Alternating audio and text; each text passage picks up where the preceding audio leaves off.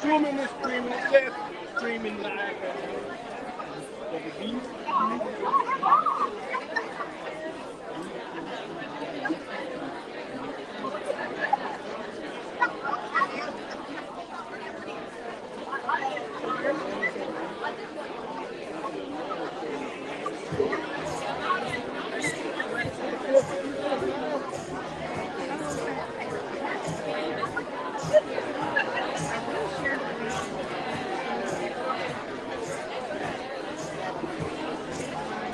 I don't know how you share it here now.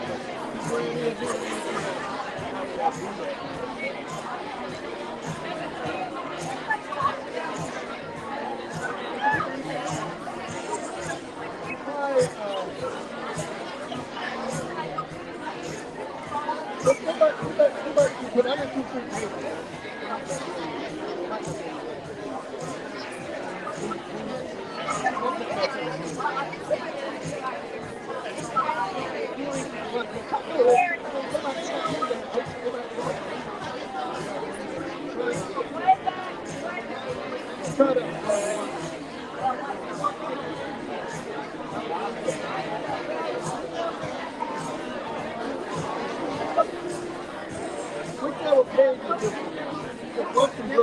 try to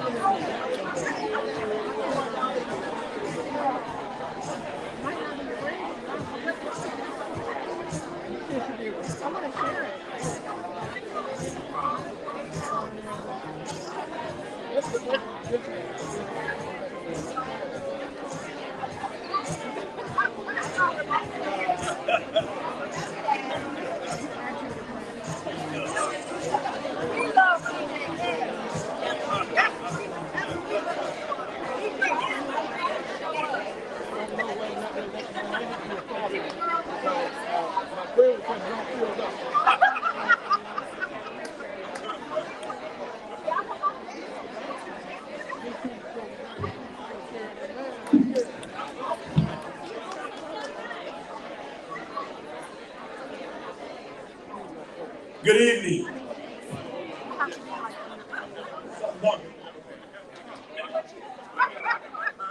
If we can go ahead and have our seat or stand just for a moment. We're going to still have food and have a bar. Exciting day for Pensacola. I don't think in the history of Northwest Florida we had a gubernatorial candidate that hit the ground at 7 o'clock this morning and running all night. And last night was a long night.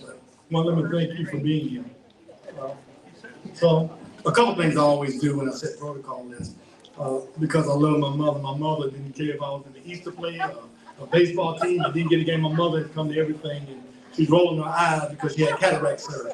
So I'm glad that my mother is here. And we'll get that other eye fixed for her. Jim Tugger, he hung on the good eye. And so let me say how important it is. Now, some of those Brownfield seniors, now, come, Miss Sarah. Because Ms. Leo don't play about y'all. So, first of all, let me thank you for being here.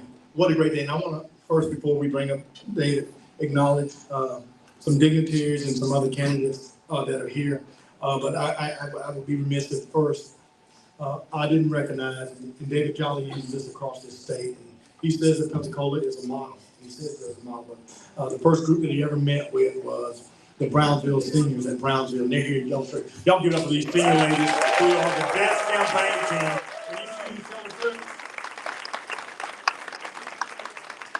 When they start working on my campaign, Miss Adelia, Miss Miller said we don't lose. And so any race today that they've ever been on, they've never lost. So thank you, ladies. And whenever I call on you, are here. So we have today, we have Mr. Our DC kid, Derek Scott is in the house. Derek, thank you for being here. We have congressional candidate Gabe Belmont here. Thank you, Gabe. We have County Commissioner candidate Matthias Robinson. Matthias, thank you. I'll call you right there. Thank you Matthias, for being here. We have State House candidate Johnny Austin Thompson. Johnny, thank you for being here. We have Committee Woman Samantha Heron. Samantha, thank you for being here. Santa Rosa, BJ Brunis. Thank you, BJ, for being here. Thank you so much. From our Panhandle Coalition, Ms. Diane Crumble is here. Diane Crumble.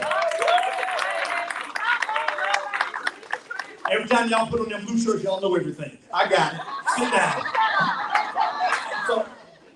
So if you would listen, President of Panhandle Blue, Alicia Traywin. Sign you up for my mama, Diane. Vice Chair Margie Perkins here. Margie, thank you for being here. Hard working. The guy that's been on my side for the last 18 months making it happen for the LBGQ and leader of the Democratic Party, Mr. Jeff Nall. Jeff Nall, thank you for all that you've done, Jeff. Santa Rosa County, DC Jill Dagg. Santa Rosa County, thank you for Okaloosa. Say what? Go ahead and sit down. I'm going to call you in a minute. Political Director of the Brownsville City, Ms. Leola Snow. Thank you, Ms. Leola, for being here. Ms. Gwen Decker. Gwen is in the house. Thank you, Gwen. Raise your hand. Gwen, thank you so much. Thank you for Gwen. Committeeman Ron Helms is in the house. Ron, thank you so much. Committee woman that's been around all day, Ms. Haley Morissette. Haley is somewhere. She's probably looking for a DJ job. So if there's any committee people, any candidates, I see my dear friend Juanita Scott here, would you please stand if we forgot to call your name? Because I learned how to MC in the church. And what my mom would do, she'd call a bunch of people's name out, and then she missed people, and then she tell everybody to stand up, and the program went on for another hour. So good, nobody else stood up, so I don't have to go another. No, I think, well, you stood up. What's your name? My name's Francesca DeBryan, Florida House District 1. I know my name's hard to pronounce, so people are scared to say it. House member Francesca what?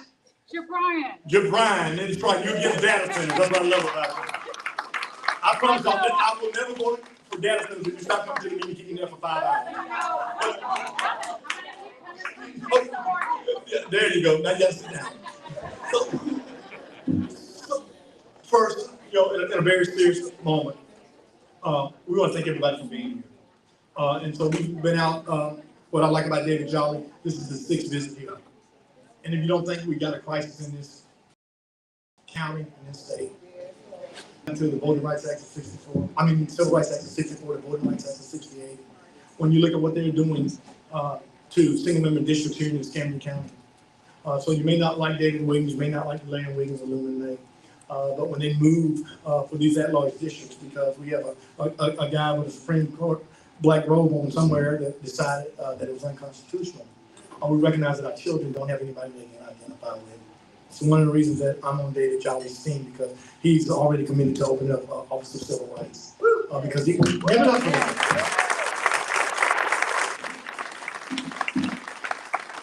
And so let me be clear. We are in some difficult days. Let me lay this out. Just because someone looks like you don't mean they are for you. And so we have to elect candidates for all of us. Red, yellow, black, and white, we're all pressed in God's side. The trick of the enemy is to take black Democrats, Hispanic Democrats, Cuban Democrats, Dixiecrats, moderate-crats, liberal-crats, progressive-crats, and all separate us. Here's the reality: we're all Democrats. We're all people. It's just the reality of it. So we don't need a hoorah for David Jolly, because his daddy was a Southern preacher. 2 things he can do: he can preach and he can raise money. So before we bring him up, we used to always have a hymn in our church, or either a pep rally. And so Diane, you're gonna help me before we bring David Jolly up. We're gonna say, "Fired up, fired up." I can't hear you. Fired up, fired up, ready to go. Let me introduce my friend David Jolly, the next governor of the state of Florida. Hey, how we doing?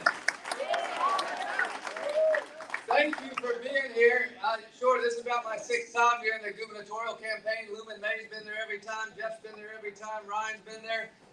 Marcel's been here. A lot of folks, you all have become friends and family to me on this trail. And I just want to start by laying it out and saying thank you to each one of you who have been a part of getting us this far. Because we received the nomination to be the Democratic governor of Florida last Tuesday night, or the Democratic nomination to be governor, but I'm telling you what, on November 3rd, we're going to get elected governor of the state.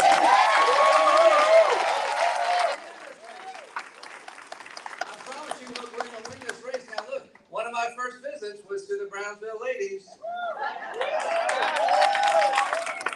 It's a tough crowd, folks. It was a tough crowd. I walked in, they were all having fun, and it was like the music stopped. They were like, who's this guy?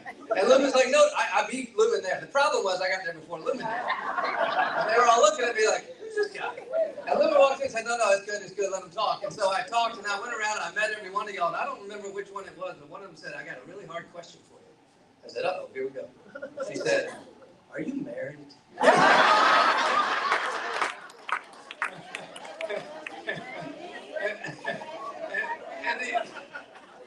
Y'all know who it is. I don't know who it is, but y'all know who it is. So listen, let me start by way of introduction. Yes, ma'am, I am married. My wife and I have 2 young kids. They're 7 and 5. 7 and 5 years old. Yeah. I'll send you the Google. I'm 53. I'm 53, and they're 7 and 5, and every day is a Monday in our house. But a little bit of background, which you may or may not know. So I am a 5th-generation Floridian. I've lived all over the state. I was born in Clearwater, grew up in Miami a bit, lived in Pasco, where I graduated from high school, and then I lived here in Pensacola. I lived up by Olive Baptist Church. My folks, I was born into a minister's home. My father pastored churches throughout the state, and for about 20 years, he was the director of missions for the Pensacola Bay Baptist Association. And so I used to open up the Olive Baptist Church gym at 5 a.m. so that all the seniors could come walk the track. And I would shoot basketball for about 4 hours until I went to my day job and figured out what I was going to do with the rest of my life. But listen, I promise you, Pensacola is part of my heart, folks. I know your heart because it's my heart as well. And Escambia, Okaloosa, Santa Rosa, Northwest Florida that's too often been overlooked. As someone on our team said, you know, what the media needs to understand is it's a different state. Because the truth is, throughout Florida, we are all fighting to get back to the state that we know we can be. A little bit more of an introduction. I mentioned I've lived all over the state, my background in politics, finance. Some of y'all have said, hey, I see you on MS Now and MSNBC. I spent about 10 years doing TV work with MSNBC.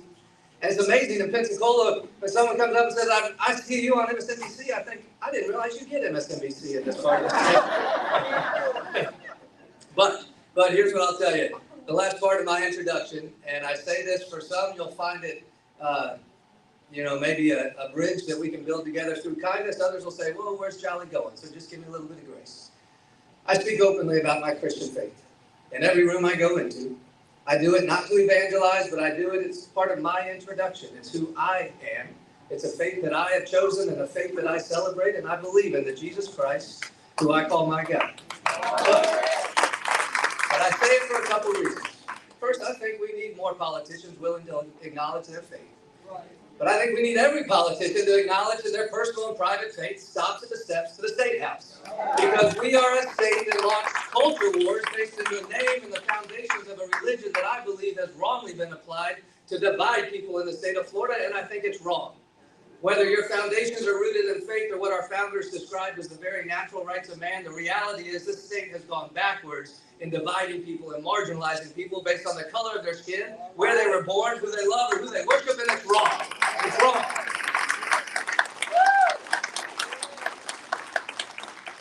So by way of introduction, yes, my wife and I have 2 young kids. We live in Pinellas County. The last thing I'll tell you is mine is a story of change. You see, I used to be a Republican. I know a lot of people are offended by that, but I want to do something. I want to say thank you to the Republicans and independents who are in the room tonight, because I know we've got some in the room. And we need your help. We need you to be a part of this moment. You're here because you know that we are a nation and a state that is broken and more divided than ever before, and our politicians wake up and tell us to hate each other, and it's wrong.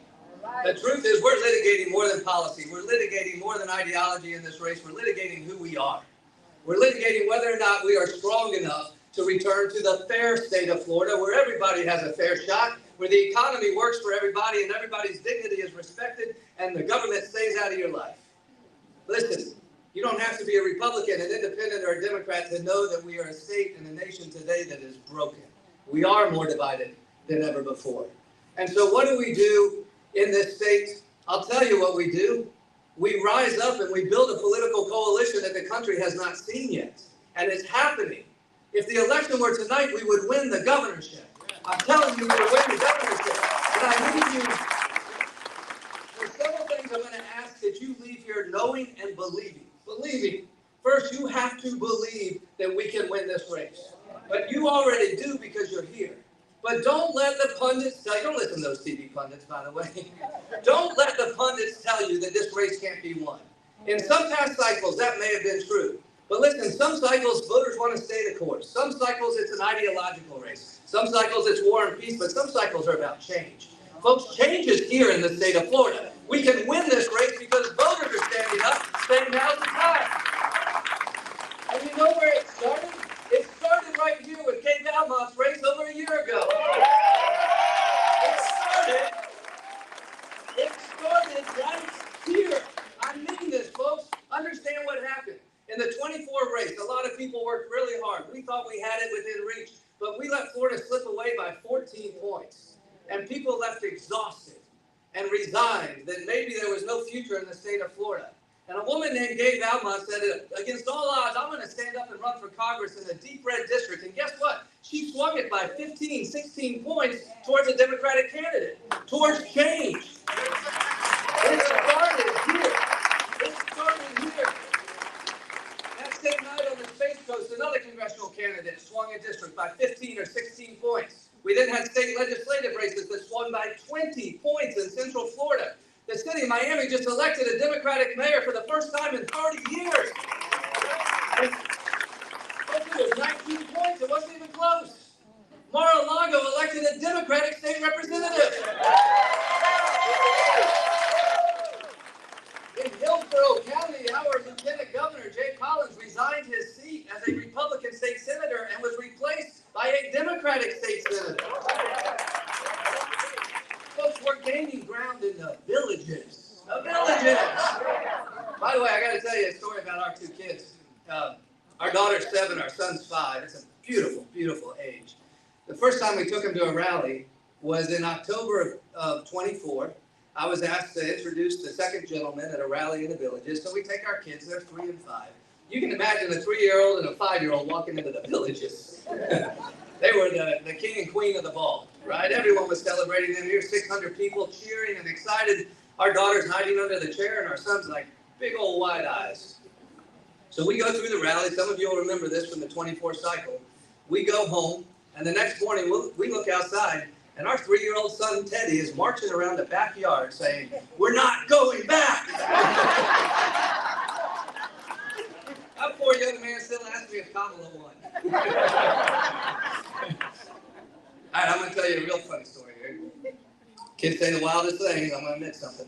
I'm not litigating the President of the United States in this race. I don't worry about what the President's doing. That's my personal politics. That can be y'all. I'm running to be governor of the state of Florida. But look, our kids absorb a little bit of our internal politics. They're going to this little church school right now, given their age. I'll get to education in a minute and the crisis that we're in. Our 7-year-old daughter said to her little Sunday school music teacher, "Ma'am, I don't think Donald Trump has Jesus in his heart."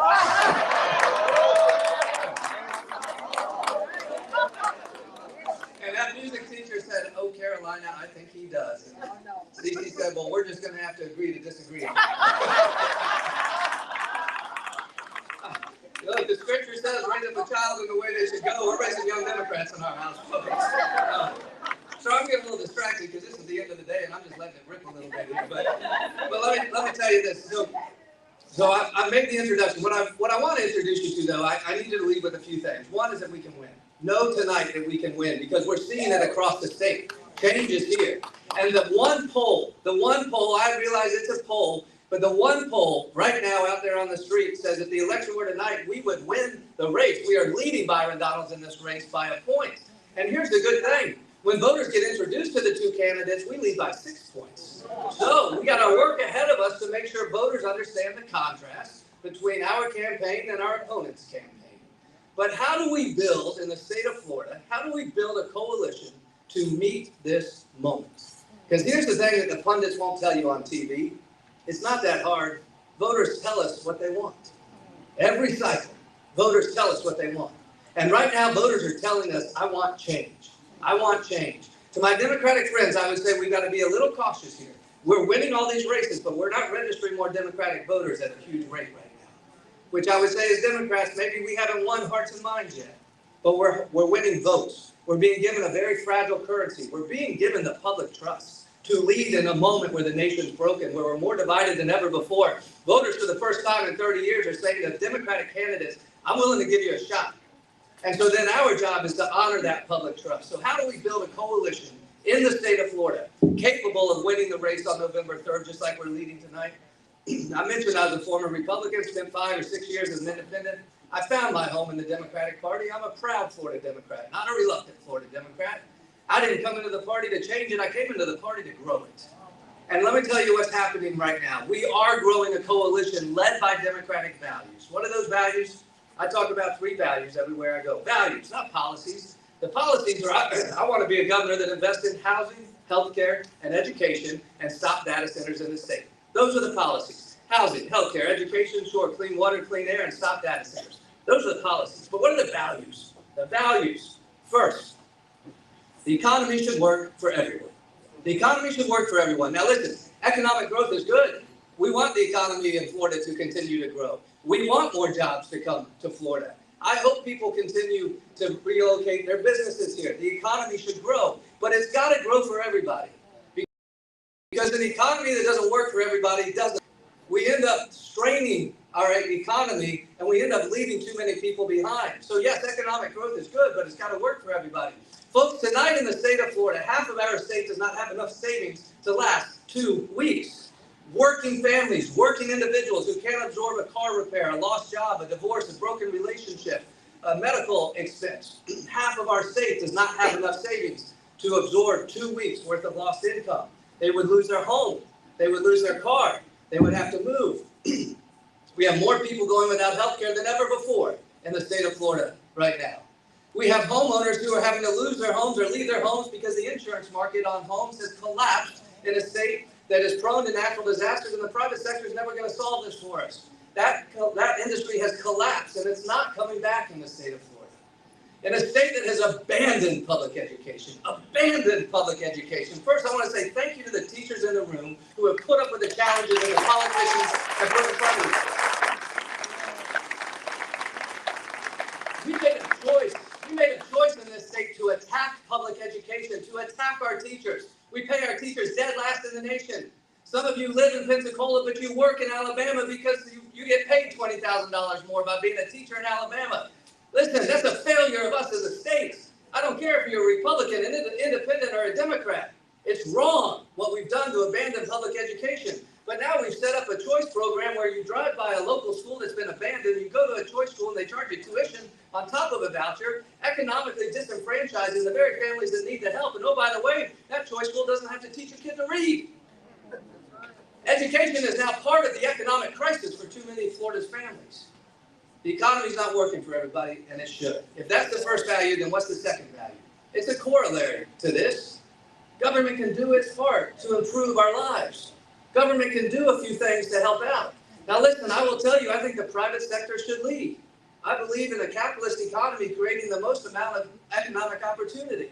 But it has always been blended capitalism, where we make responsible social investments in housing, healthcare, education, public safety, clean air, clean water. You see, there are things that the private sector will never do for us because it's not set up to do that. That's okay. We don't have to argue about it.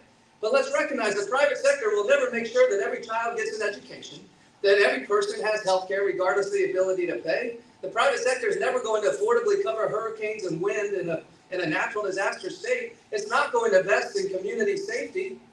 It's not set up to do that. That's why we have, since World War II, made responsible social investments using government as a lever, as an investor to improve our lives and create economic opportunity for the most number of people. What does it look like? Housing, healthcare, and education.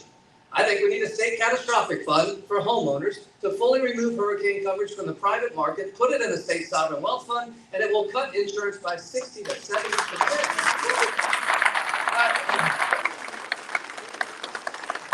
My opponents call it socialism. I just call it cheaper insurance. And you know what? You know what socialism is? They currently fund a hurricane fund with $8 billion and they use it to bail out insurance companies. They don't call that socialism. I'm just suggesting we use a hurricane fund to get the backs of ratepayers and homeowners and cut insurance by 60 to 70%. We need a generational investment in workforce and affordable housing, using platforms that we know have succeeded all around the state. When government steps in and provides tax agreements or tax subsidies or land banking, we actually can deliver more workforce and affordable housing for more communities so people can live in the community in which they work. I think on healthcare, we should scale up the direct delivery of primary healthcare in all 67 counties. Now, here's the fascinating thing about this. My opponents will say, oh, Jolly's talking all this big government stuff. In fact, he goes on TV and he says he's a socialist, communist, radical. Folks, I'm not even cool, much less radical. But listen, we don't have to argue over the role of government. All we need to do is recognize models that have succeeded and invest more in them. What do I mean? You all know this. In Brownsville, you have a community where the hospital closes 2 bus stops to get to healthcare. But the way you can receive it is there's a federally qualified health center that says regardless of the ability to pay, we're going to make sure you have access to healthcare. And when you do it, it improves health outcomes and it reduces costs. It looks different in Broward County. There are 6 health clinics, the county health clinics that provide healthcare, improving outcomes, reducing costs. In Miami and Little Haiti, there's a faith-based nonprofit that sees 300 people every week with primary health care services, regardless of the ability to pay, improving outcomes and reducing costs. Whether you're a progressive that believes in extending more health care or a conservative that wants to save money, guess what? When we go out without health care, we are now the 49th in the country in avoidable hospital costs. So whether you want to extend health care or just save money, yes, the government can invest in extending primary health care services across the state. Housing, healthcare, education. You see things that government can do to improve our lives. On education, I promise I won't go too long on this. I get a little worked up. Folks, it is a moral wrong that we pay our teachers dead last in the nation. A moral, shameful wrong. It doesn't matter your party registration, it's wrong. We're 40th in per capita spending. Our Republican friends in Tallahassee will often point to 4th grade test scores. When they do that, ask them about 8th grade test scores. Because by then we're starting to lose our youth. Because we have a recruitment and retention problem with our teachers who, God love them, leave it all on the field every day to change the life of the young people, despite the fact that our politicians have abandoned them. We know when we invest in public education, what happens? We create opportunities for young people. We transform lives, but we create a more resilient economy. So whether you're a progressive, a public education advocate, or a conservative that knows we can strengthen our economy by creating more educational platforms for more youth, folks, it just makes good sense. Housing, healthcare, and education, there are ways to use government to improve our lives. It should be lean and efficient. It should be accountable. But yes, where the private sector won't do it, that's why we've come together with our taxpayer dollars to invest in people's opportunity. And in an era of Doge, where we continue to attack government, at some point we're attacking ourselves. We're attacking ourselves. We're making it harder for our kids and grandkids when we do this. So the 3 values: the economy should work, government can do a little bit better. And the 3rd value is very simple. We should be a place where everyone's rights are protected and their dignity respected, regardless of the color of your skin, where you were born, who you love, or who you worship. Listen. I speak of it. Let's just be honest. We're a state that now is known around the world for culture wars. That's what we're known for. The governor likes to call it the free state of Florida. But the reality is we're a state of culture wars, where our kids and grandkids are saying, I don't think I'm going to live here anymore. Your snowbird friends don't want to visit. Tourism is down. Tourism isn't down because of a rental car tax. It's down because people feel unwelcome. And in a state that now is moving towards open carry, they fear gun violence.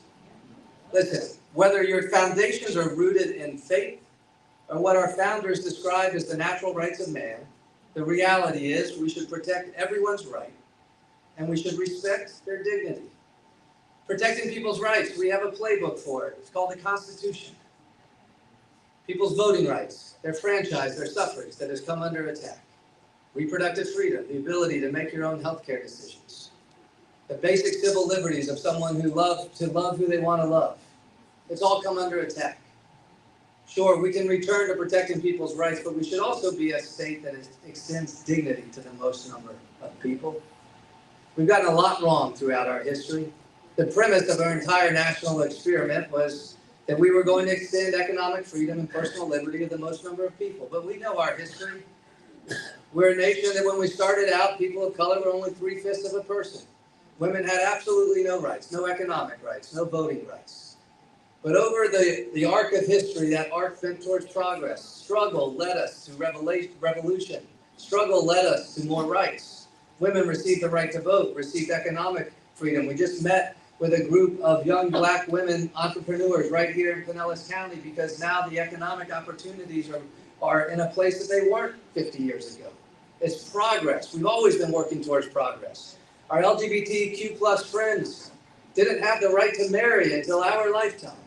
But through struggle and fight and petition and legal cases, we finally were a nation that granted liberty and freedom to our LGBTQ plus neighbors. Folks, my concern is that as that arc of history has been towards progress, in the last 8 years, it's started to go backwards in the state of Florida.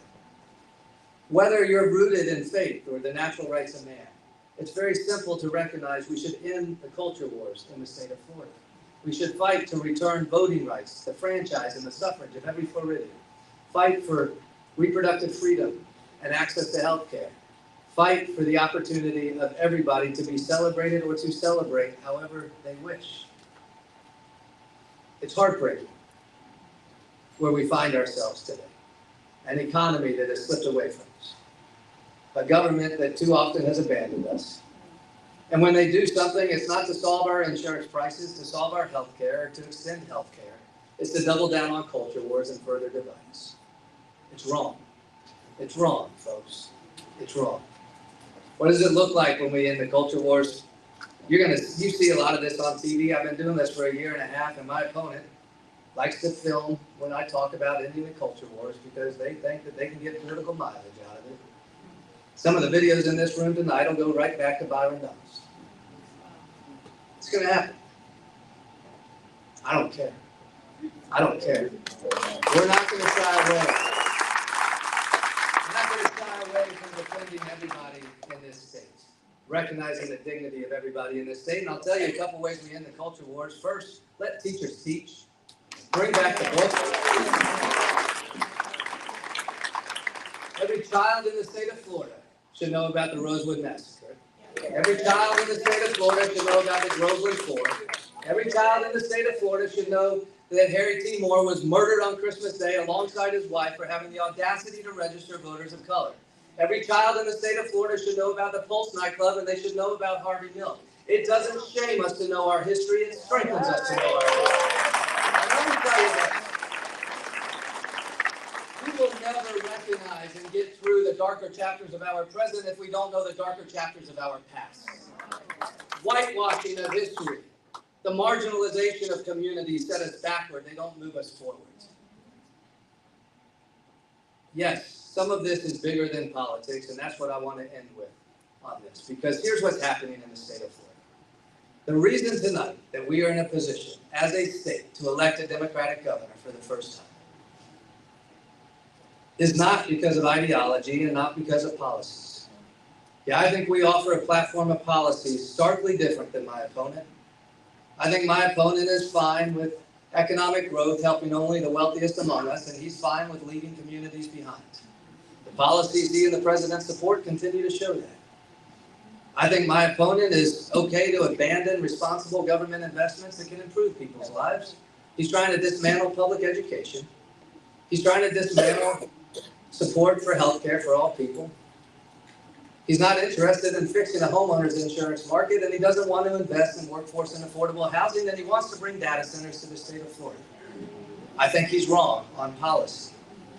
But understand what this moment is about. It is so much bigger than policy. This moment is not about policy.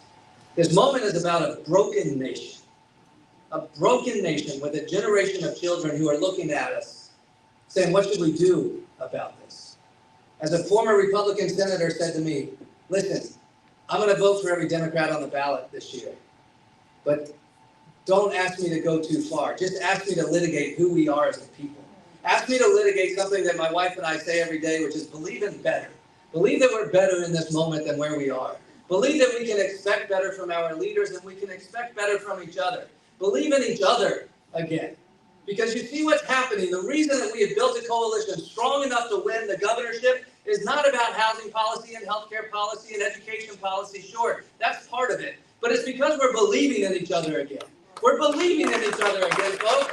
In a moment where our leaders are telling us to stay divided, to continue to hate each other, we're standing up and saying, no, we're not going to do this anymore. We're standing up saying we believe in better. We believe in each other and we're trusting each other again. So when I said I need you to leave here knowing a couple of things, we can win. But I need your help. This is what I need you to understand. We need to continue to believe in each other for the next 75 days. Because all of the garbage that you're going to see on TV, all of the attack ads, it's not about policy. They're trying to break our trust in each other. They're trying to break our trust in each other. In this moment, whether you're a Democrat, an independent, or Republican, we're emerging saying we believe in the fundamental goodness of who we are right now. We believe that we are better in this moment than what we're seeing. And we're rising up as a people. There is a new coalition in American politics, and it's happening right here in the state of Florida. Listen, a state, a deep red state, that the pundits have said could never change our politics. We're doing it right now. A state where the president calls home, and Ron DeSantis has had a tighter grip of politics than any governor we've seen. We're standing up and we're saying we're not going to do this anymore. There's a new coalition in American politics, and it's right here in the state of Florida. And it is bigger than one party. It is led by a party that is led by today's Democratic Party, but it's bigger than our party. It is led by democratic values, but it's bigger than our party. Some of you have heard this story, and I will close with this. Our two kids, I'm telling you folks, it's amazing how different our two kids are. I'm just learning that two kids can come from the same womb and be so different. I said our daughter might be governor before I am at this rate. She's going to be just fine in life. Our 5-year-old son, Teddy, told my wife he's never leaving the house. She thinks this is a great decision. He said, Mom, I want to be a stay-at-home dad. He meant our house. Our house. He wants us to raise his children. God help the partner that he finds in life. But listen, our daughter, our two kids, they're doing great on the trail right now. They found that resiliency gear. As long as the hotel has a pool and they can jump on the bed, everything's just fine in this campaign. I say it's the perfect time to run for governor with the age of the kids. They're out of diapers and not on social media.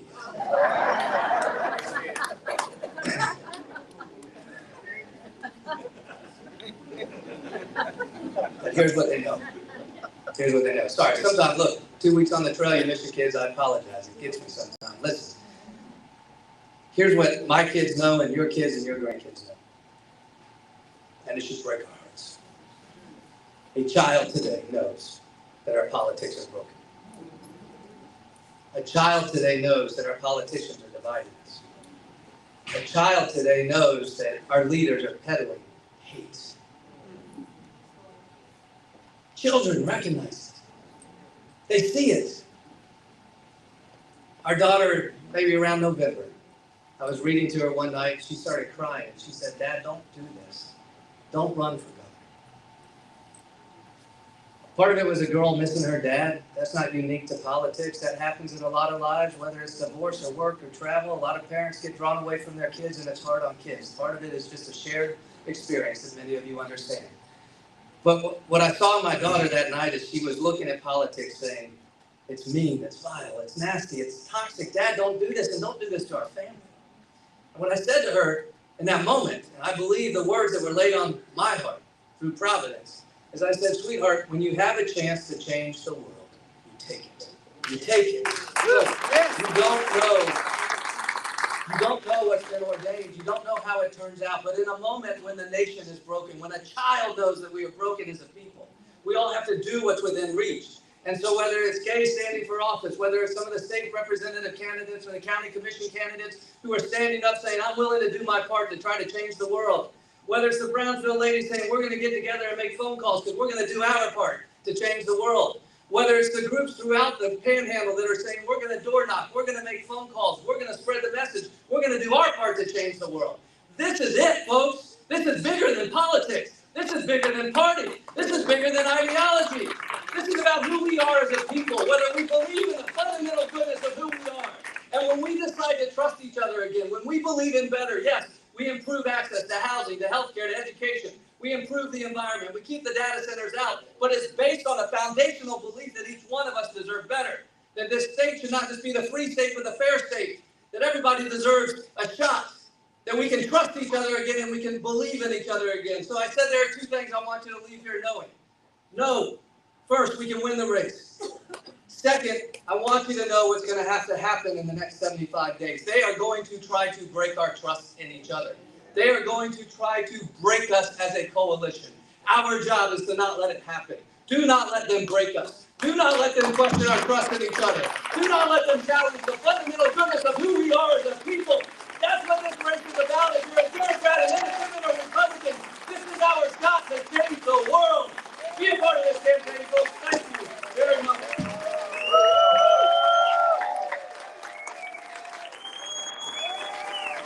Give it up for David Jones and Nick Jones on the stage.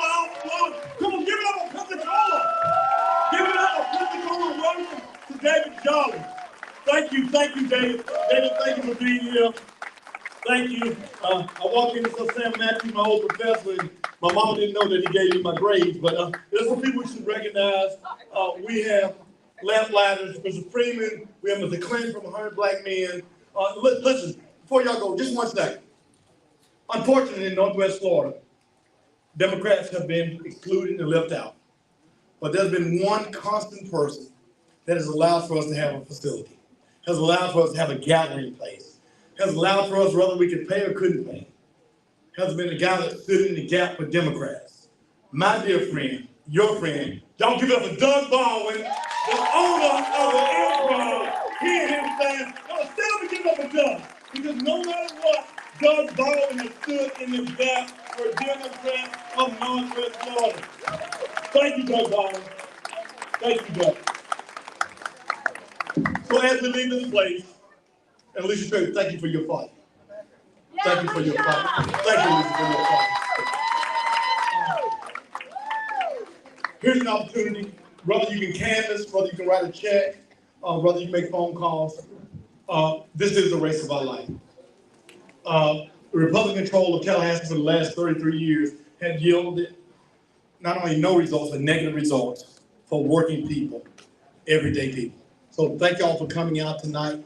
Please feel free, find somebody that you don't know, sign up. We got some, Andrea, we got Andrea, will you raise your hand? We got staff people here, sign up, volunteer. Cindy, thank you.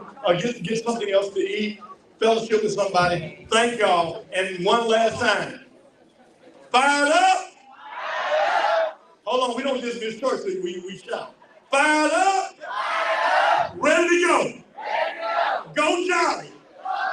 Thank y'all, have a good night.